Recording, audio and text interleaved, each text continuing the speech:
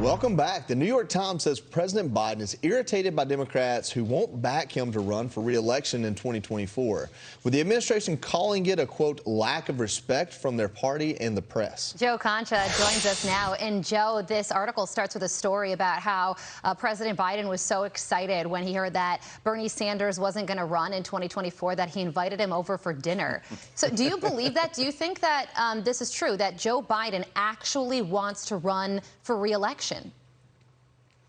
I believe maybe he does. It's kind of like when you try to take the keys away from, your grandfather when, he hit that signpost for like a third time, right? Or backed his car into something. And you say, all right, you can't drive anymore. He's like, no, you're not taking these keys from me.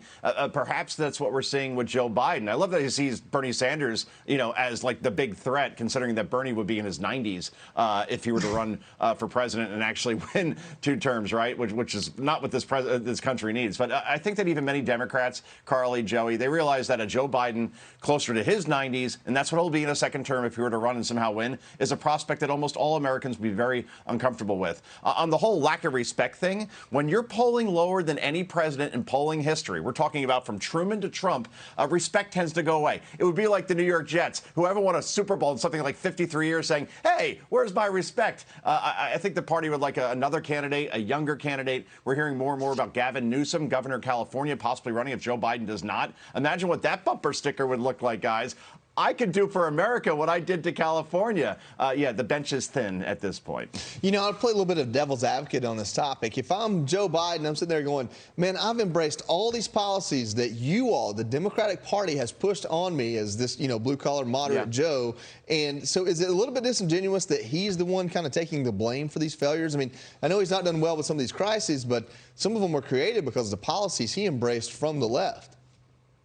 Oh, completely, right? Like energy independence, for example, and canceling the Keystone Pipeline, Joey, like 5 minutes after he takes office. But he has pushed back against progressives in the party, and I give him credit on this. When they're screaming about expanding the Supreme Court, we're talking about from 9 to 13 justices, so then progressives have the minority.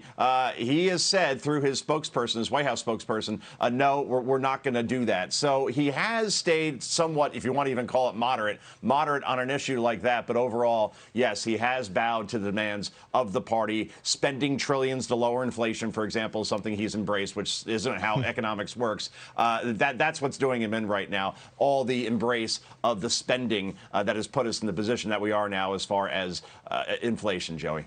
New York Congresswoman Alexandria Ocasio-Cortez is getting mocked for suggesting getting abortions on federal lands, and now the White House is trying to clear up the facts. Watch this. I'll start with the babiest of the babiest of the baby steps. Open abortion clinics on federal lands in red states right now. We understand the proposal is well-intentioned, but here's the thing. It could actually put women and providers at risk. There's actually dangerous ramifications to doing this. So you heard that the crowd gave AOC big-time applause, but conservatives were also quick to react. Grabbian Media founder Tom Elliott tweeted, please run on turning national parks into abortion factories. Another journalist posted this joke, abortions in Yellowstone. And Molly Hemingway said on Twitter, Democrats' actual positions on abortions are way too extreme to politically benefit in a post-Roe world. Joe.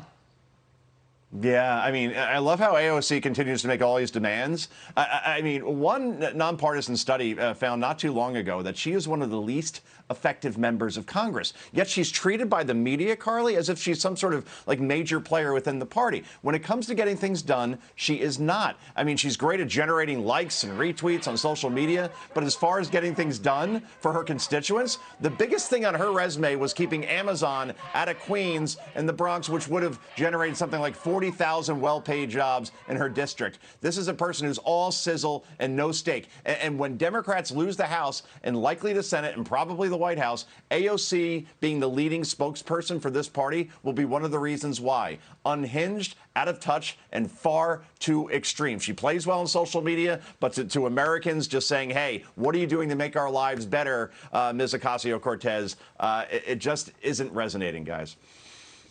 All right, Joe Concha, thanks for everything. No, thank you for everything, Joey. I appreciate it. Good to see you Thanks, yesterday. Joe. Good to see you, Carly. Take care. Good to see you, too. Bye. Bye.